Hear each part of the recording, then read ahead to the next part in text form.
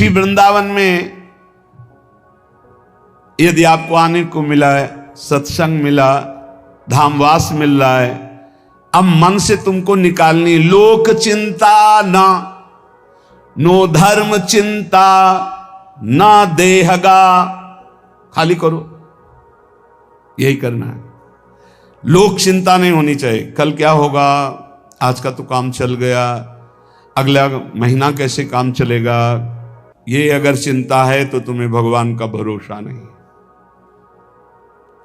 ये भजन के समय ज्यादा प्रपंच रचेगा, किसका देना है, किसका लेना है, किसने कब 10 साल पहले किसने गाली थी 10 साल पहले, वो सब याद करवाएगा। मन जलेगा, उसने ऐसा क्यों कहा था, उसने तब पकड़ोगे तो इस समय मंत्र जपने के लिए बैठे हुए, प्रपंच करने के लिए बैठे हुए। नहीं देखो ना, यही करता है। आप जब बिल्कुल एकाग्रता पूर्वक टीवी देखते हुए तो फिर बढ़िया है, फिर कोई परेशानी नहीं। एक कुर्सी में और आदमी बैठा लो, फिर माला ले लो, कोई परेशानी नहीं। ये हम उनकी बात कह रहे हैं जो असंग होकर मंत्राकार वृत्ति कर रहे हैं, उनकी। तब इसकी असलियत समझ में आती कि मन हमारा इस समय दोस्त है या दुश्मन। भजन के एकदम विरुद्ध खड़ा हो जाता है। लोक चिंता, अभी क्रियाओं की भी चिंता करो, भजन हो जाएगा, अभी तो वो करना है, अभी वो करना है। वो जिस समय भजन में बैठो उस समय ये सोच लो कि अगर आसपास आग लग जाए तो भी हम नहीं उठेंगे। आसपास आग लगी हो तो भी नहीं उठेंगे। योगक्षेमम वहाम में हम करने वाले भगवान मुझे उठाए आके या आग को शीतल करें, उनका विषय है। और सच्ची कहते हैं यदि जब चल रहा है तो अग्नि की भी ताकत नहीं कि आपके रोम को झुलसा दे, यदि सत्य भाव में स्थित हो।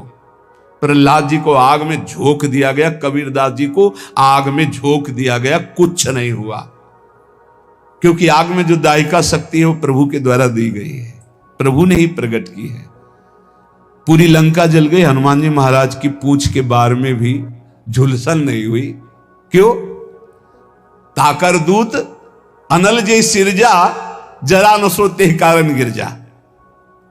बोले उनके दूत हैं जिन्होंने अग्नि का सृजन किया है, अग्नि की रचना की, जिन्होंने अग्नि को प्रकट किया है, अग्नि में जो दाहिका शक्ति दी है। लोक चिंता ना, अगर आपको भगवत प्राप्ति करनी है तो तुम्हें कल की चिंता नहीं करनी। अभी वर्तमान में जो कर्तव्य है, भजन, मन को परमात्मा तत्व में लगाना, और शरीर से जो भी क्रियाएं हों, कुछ समय तो ऐसा रखो जो क्रियाहीन भजन हो। शांत, हम तो कहते हैं माला भी मत लो उस समय, ईमानदारी वाला भजन कह रहे हैं। शांत बैठ जाओ, बस केवल आंखों के सामने मंत्र चलाओ, चाहे आंख बंद करके चाहे खुला करके, और बस देखो ये कहां जाता है। जहां जाए फिर इसको दौड़ा के लाओ, इसी मंत्र पे जहां जाए फिर दौड़ा के लाओ, बार बार मंत्राकार वृत्ति। 10 मिनट ऐसा साधन करोगे तो कई घंटे के भजन का फल मिल जाएगा। देखते हुए 10 मिनट भजन करोगे तो कई घंटे जप का फल मिल जाएगा। बहुत प्रभाव है मानसिक चिंतन करते हुए मंत्र जपने का। पर उस समय लोक चिंता ना, और ना धर्म चिंता कि अभी हमारा ये कर्तव्य है, उस समय नहीं। और ना देहेगा, अरे बड़ा दर्द हो रहा है, ये दर्द हो रहा है, वो दर्द हो रहा है। तुम्हारे किसी के दर्द तो कभी कभी होता होगा, हमारा दर्द का तो संबंध हो गया है, दर्द से हमारा तो संबंध हो गया है। जैसे तुम्हारा स्वाभाविक कभी बुखार आदि आवे तो शरीर में पीड़ा होती ना, ऐसी हमारे तो रोज बनी रहती है। इसके ऊपर उठे तब कांखना आएगा कि बहुत दर्द हो रहा है, फिर ऐसा आएगा। जितना तुम्हें कांखने पे आता है उतना तो रोज हमें रहता है, उतने का तो अभ्यास है इस शरीर को। उसके ऊपर जब होता है तब पकड़ के चलने की बात आती है। देहगा, वो आप सच्ची मानो ऐसी स्थिति में भी गुरु कृपा से, गुरु प्रसाद से, जो बैठने की, जो टहलने की, जो चिंतन की दिनचर्या, उस पर कोई फर्क नहीं। वैसे ही देह की भी चिंता नहीं करनी, धर्म की भी चिंता नहीं करनी, लोक की, जीवन की भी चिंता नहीं करनी। कूद पड़ो, इस मार्ग में कूद पड़ो, खजाना ही खजाना हाथ में आ जाएगा। श्रीपाद कहते हैं जब कोई ऐसे भजन करता है तब उसके अंदर भावना श्यामा श्याम की जागृत होती है। तब भावोत्सवेन भजताम रस काम धेनु। संत वाणी, महापुरुषों का प्रत्येक वचन भगवत प्राप्ति के लिए बहुत अमृतमय सहायक है। कह रहे हैं जो व्यक्ति बात बात पे क्रोध करता रहता है वो अपने भजन को छीण कर देता है, उसका भजन फलदायी नहीं हो पाता। अंधी करोमी, वो अंधा हो जाता है और ऐसे बात बोल देता है, ऐसी क्रिया कर देता है, ऐसी चेष्टा करता है, ऐसा संकल्प बना लेता है, उसका भजन क्षीण हो जाता है। क्रोधी पुरुष का भजन क्षीण हो जाता है, वो भगवत प्राप्ति कराने में समर्थ नहीं होता। अंधी करोमी भुवनम बधरी करोमी, गुरजन उसे बोले समझावें तो उसको गुस्सा आ जाएगा, वो बहरा हो जाता है, उनकी बात नहीं सुन, वो अंधा हो जाता है, वो चेतन होते हुए जड़ हो जाता है। बस वो मैं ऐसा कर सकता हूं, मैं ऐसा कर दूंगा, वो अपने परम कर्तव्य को भूलकर अहित की बात बोलना लगता है, गाली गलौज करना। इसलिए बुद्धिमान पुरुष को चाहिए, जो भगवत प्राप्ति करना चाहता, इस क्रोध रूपी शैतान से बचे। ये आ गया तो ना गुरुजनों की बात सुनेगा, ना देखेगा, ना समझेगा, जड़ जैसा हो जाएगा और बहुत गंदी गंदी बातें बोलने लगे, गाली गलौज, अपराध प्रवृत्ति, हिंसा आदि। जो उपासक भगवत प्राप्ति करना चाहता है इस क्रोध से बचे। क्रोध बहुत ही हानिकारक है। जब कोई सही मार्ग में चलने लगता है, दूसरों को सुख पहुंचाने की बात बोलता है, तो दैवी शक्तियां उसकी रक्षा में हो जाती हैं, वो अकेला नहीं रहता।